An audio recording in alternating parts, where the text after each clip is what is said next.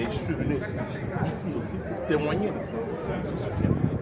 Et en dehors du fait que c'est un ami, un grand ami, avec qui j'ai à l'université.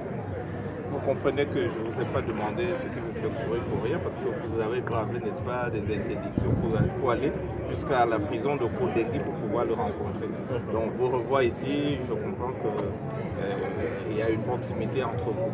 Alors, quel est le message? Monsieur Pendek Kouka, surtout un grand ami. Tout à fait. Alors, quel est le message que vous voulez, n'est-ce pas, envoyer comme ça la presse, avoir écouté le professeur Kamdou cet après-midi? C'est quelqu'un qui se bat pour le Cameroun. Un Cameroun uni. Où il n'y a pas un Cameroun composé de tribus.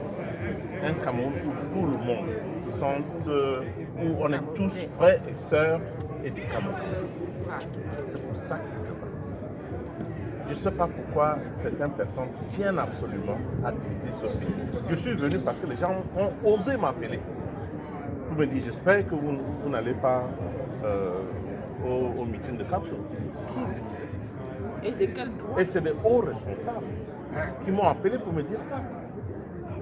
Donc c'est aussi une façon de montrer à ceux-là que je ne sais pas de quel Cameroun ils se battent. Vraiment.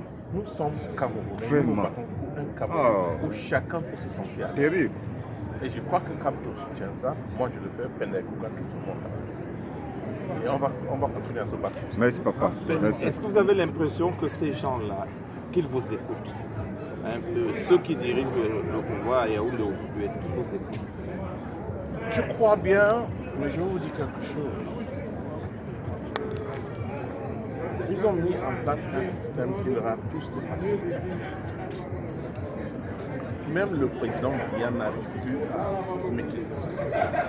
Il est dépassé par ce système. Le président Biya, à qui j'ai eu la chance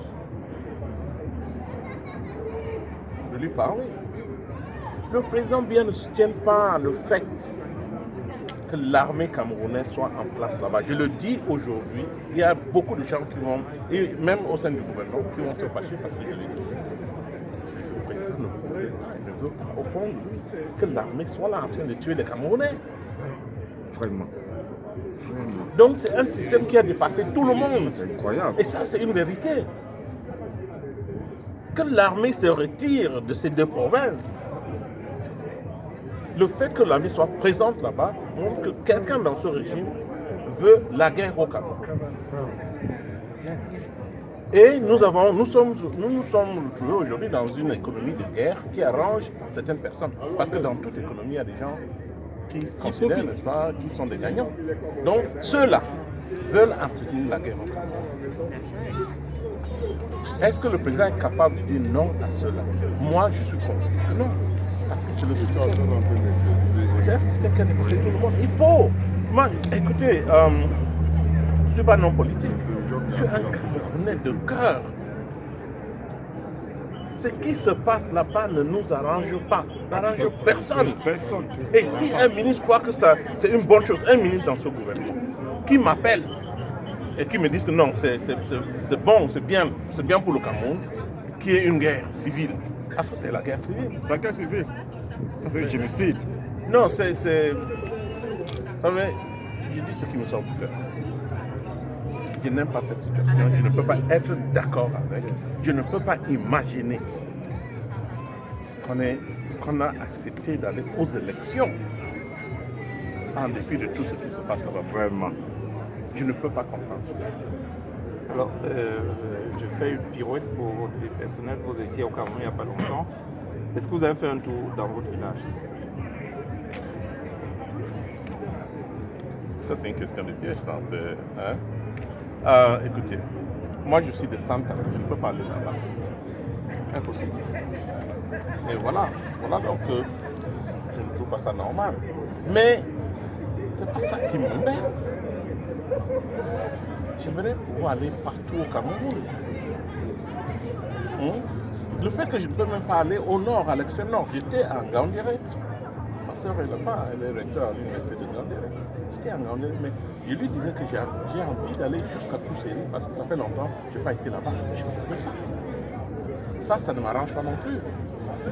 Nous pouvons ramener la paix dans ce pays, mais on va le faire si on partage mieux le gâteau, si on partage mieux la richesse de notre pays, et c'est chose qui ne se fait pas. J'ai côtoyé des riches, des Camerounais, qui ont des milliardaires au Cameroun. Comment peut-on avoir des milliardaires au Cameroun aujourd'hui, où il y a des gens, comme a dit le professeur Cameroun, qui n'a pas l'eau? Comment? Il y a quelque chose qui ne va pas dans notre pays. Mais que les gens reconnaissent ça. Je ne sais pas, vous allez diffuser ça sur quelle chaîne? C'est Equinox. Oui, je sais. Non, ça je le sais. C'est le meilleur. Ça va? Moi j'adore. Quand tu sors du bâtiment, là, forcément, la route, tu descends un peu là. J'ai beaucoup d'amis au sein du gouvernement. J'ai mes amis dans le MRC. J'ai des amis dans le SDF. Joshua aussi, c'est un ami. Quand c'est Grégoire Ouona, c'est un ami. Ce sont mes amis. Ce sont mes frères. Pourquoi nous ne pouvons pas nous mettre ensemble? Hein, la chose politique est normale. Les gens se battent, il y aura toujours un gagnant. Pourquoi ne pas laisser Kanto aller jusqu'au bout avec son programme? Si Kanto donnait ce programme, s'il avait la possibilité d'expliquer son programme, j'ai vu ce programme, les Camerounais allaient voter pour lui. Je suis sûr que beaucoup de Camerounais ont voté pour lui. Il a un bon programme. J'ai même suggéré que le président Biya appelle Kanto, que les deux se mettent ensemble, essaient de travailler ensemble pour le Cameroun. C'est si compliqué que ça. C'est si compliqué que ça. Non, écoutez, deux choses.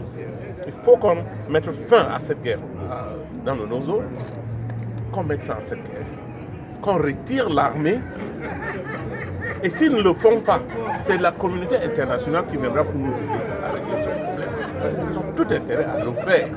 Et ceux qui continuent à croire que le Cameroun, on va continuer à ignorer, on va organiser nos élections, la vie va continuer normalement, ils se trompent.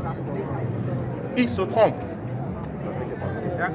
Hein? J'espère que nos amis à Yaoundé, même ils ont organisé leurs élections, j'espère qu'après ces élections, ils vont se mettre en tâche de régler, de ramener la paix. J'espère. Parce qu'il n'y aura jamais de développement sans. Dites-moi, Eric, est-ce qu'on peut espérer une négociation? Nous espérons tous. Merci. Merci beaucoup, et je l'espère, et j'ai pris pour ça, et je travaille pour ça. Et j'invite tout le monde à travailler aussi pour ça. We hope for negotiation. Yeah.